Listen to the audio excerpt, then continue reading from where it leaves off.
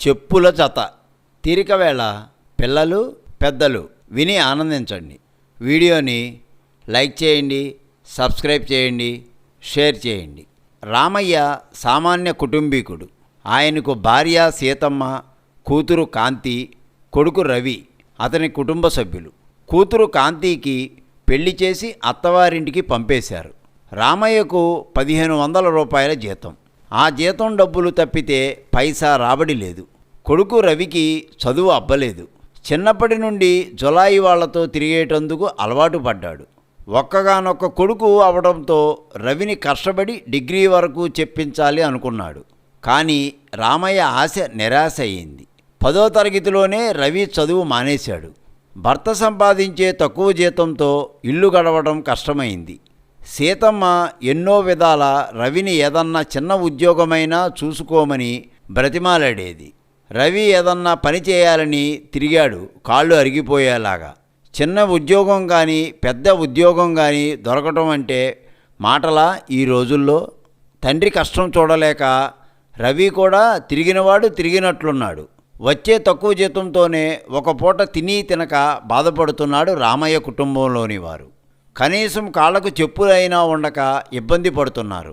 ఎండాకాలంలో కూడా చెప్పులు లేకుండానే తిరిగేటందుకు అలవాటు పడ్డాడు రామయ్య. భార్యకు మంచి చీర కొనేందుకు వీలుపడని స్థితిలో ఉన్నాడు రామయ్య. తండ్రి పడుతున్న ఇబ్బందులు తెలుసుకొని అప్పుడప్పుడు కూతురు కాంతి బాధపడేది. వేడి నీళ్లకు చన్నీళ్లు అన్నట్లు వీలును బట్టి అప్పుడప్పుడు సహాయపడేది. ఆడపిల్ల సొమ్ము తినేందుకు రామయ్య ఇష్టపడడు. అల్లుడు ఎంతో అంతో ఉన్నవాడు. మామగారికి సహాయపడే మనస్సే. తండ్రికి డబ్బు పంపమని అతనే అప్పుడప్పుడు ఇస్తుండేవాడు. కూతురికి అల్లుడికి డబ్బు పంపవద్దని చెప్తుండేవాడు రామయ్య. అందుకు కారణం ఆడపిల్ల సొమ్ము తినకూడదనే సిద్ధాంతం అతనిది. కొడుకు రవికి తిరగ్గా చిన్న ఉద్యోగం దొరికింది. జీతం 500. తక్కువ చదువులకు ఉద్యోగాలు దొరుకుతాయా మరి? ఆ ఉద్యోగమే పెద్ద ఉద్యోగమని ఆనందించాడు రవి. జులాయి వాళ్లతో తిరుగుడు మానేశాడు. శ్రద్ధగా చేస్తున్నాడు ఉద్యోగం. 1వ తారీఖు రాగానే 500 జీతం అందుకున్నాడు రవి. మొట్టమొదటిసారి తీసుకున్న జీతం అది. తల్లికి తక్కువ ధరకే చేరకొన్నాడు. తనకు చెప్పులు లేవు కనుక తను చెప్పులు కొనుక్కున్నాడు.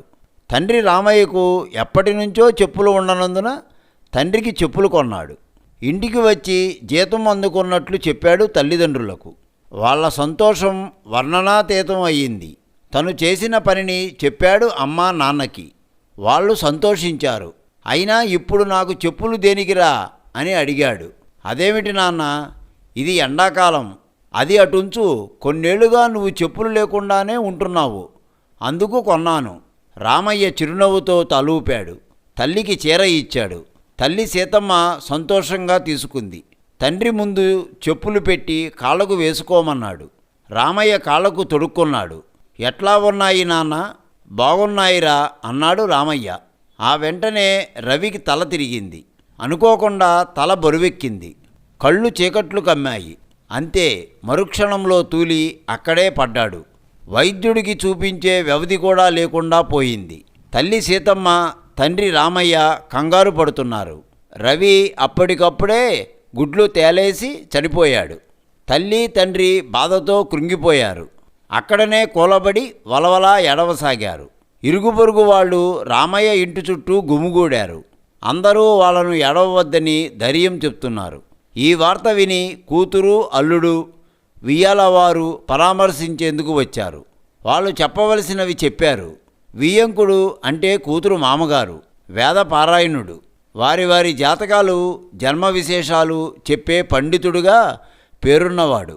ఆయన మనోదృష్టితో అంతా తిలకించాడు. రవి గత జన్మలో నీ చెప్పులను అపహరించాడు. రామయ్య దంపతులు కూతురు అల్లుడు అర్థమవ్వక కళ్ళప్పగించి చూస్తున్నారు. గత జన్మ విషయాలు మీకు తెలియవు. నాకు తెలుసుకునే శక్తి ఉంది కాబట్టి తెలుసుకొన్నాను, వియ్యంకుడు అన్నాడు. ఏమిటి గత జన్మ వివరాలు?